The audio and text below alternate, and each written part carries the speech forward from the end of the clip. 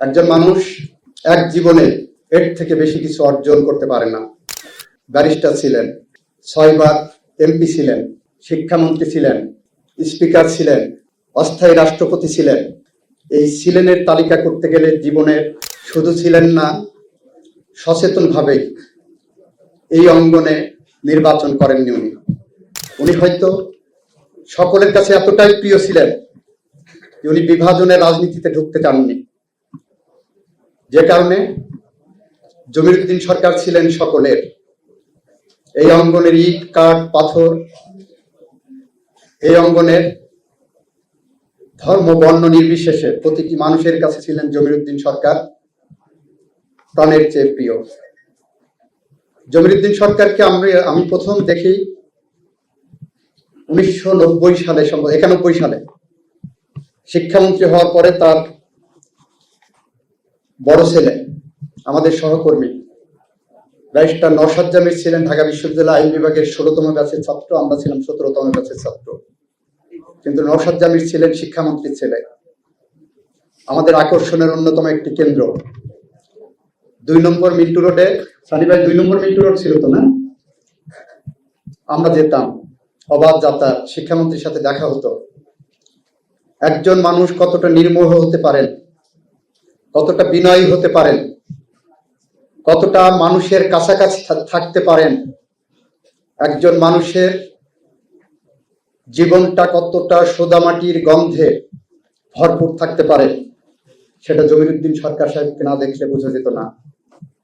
তারপর থেকে যখন পেশায় এসেছি, জীবনের বিভিন্ন পরিক্রমায় বিভিন্নভাবে ওনার সাথে দেখা হয়েছে, কখনো সিনিয়র হিসেবে এনগেজ করেছি, কখনো কাছাকাছি গেছি। এইভাবে বিভিন্ন সময়ে আইনি আলোচনায় ওনার সাথে দেখা হয়েছে। আমার 2-3টি স্মৃতির মধ্যে একটি স্মৃতি হলো 2018 সালে নির্বাচনের আগে তৎকালীন সরকারের সাথে যখন বিএনপি প্রতিনিধি দল আলোচনায় যাবে, তার অন্যতম শর্ত হলো বেগম খালেদা জিয়ার মুক্তি। আমি হেঁটে যাচ্ছি, উনি এবং আমাদের আব্দুর রাজ্জাক খান সাহেব, আমাদের সাবেক অ্যাডিশনাল অ্যাটর্নি জেনারেল, 2 জন মিলে ডাকলেন। গেলাম, স্যার কি হয়েছে? বলছে আজকে যাচ্ছি, কি আলোচনা করা যায়? তা বললাম প্রথম শর্ত বেগম খালেদা জিয়ার মুক্তি, এর বাইরে কোনো আলোচনা করাটা ঠিক হবে না। এবং বেগম খালেদা জিয়ার মুক্তির পথ হিসাবে আমরা 3 জন আলোচনা করে 401 সিআরপিসি বললাম এটা ইনভোক করে ওনাকে মুক্তি দেওয়া যেতে পারে। এরপর উনি ঠিকই সেই লাইনে ওখানে যে আলোচনা করেছেন, পরের দিন এসে আমাকে আবার বললেন আমরা এই লাইনে আলোচনা করেছি এবং দ্বিতীয় ফ্রুটফুল আলোচনা আশা করি। কিন্তু যাই হোক, রাজনৈতিক কারণে সেটা হয়তো ফ্রুটফুল হয়নি। ওনার সাথে কথা বলতে গেলেই সব কথা অসমাপ্ত থাকতো। মাঝে মাঝে মনে হতো সব কথা বলা হলো, বাকি রয়ে গেল শুধু বলিতে বলিতে, সময় পেরিয়ে যেত। জমিরুদ্দিন সরকারের মাহাত্ম্য ছিল উনি ওনার চেয়ে বয়সে বড়দের সাথে যেমন মিশতে পারতেন, ওনার সমবয়সীর সাথে মিশতে পারতেন, তারপরের জেনারেশনের সাথে মিশতে পারতেন, তার উপরের জেনারেশনের সাথে মিশতে পারতেন। যত জেনারেশন আসুক না কেন, জমিরুদ্দিন সরকারের সাথে আলাপ করে কেউ কখনো ক্লান্ত হতেন না। তার আলোচনার সাথে, তার সাথে কথা বলতে গেলে এক ধরনের মুগ্ধতা কাজ করত, ঠিক আমার যেমন এক ধরনের মুগ্ধতা কাজ করত। হাদিসে আছে একজন মানুষের মৃত্যুর সাথে সাথে তার সমস্ত আমলনামা বন্ধ হয়ে যায়, কিন্তু আবু হুরায়রাতে আছে 3টা আমলনামা কিন্তু বন্ধ হয় না, সেটা চলমান থাকে।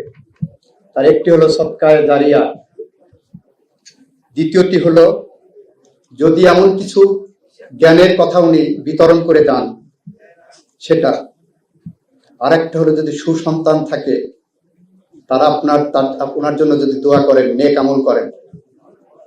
জমিরুদ্দিন সরকার সেই সৌভাগ্যবানদের একজন যে তার জীবদ্দশায় 3টি শর্তই পূরণ করে গেছেন বলে এই 3টি খাত থেকেই আজকে কবরে উনি ওনার আমল নামায়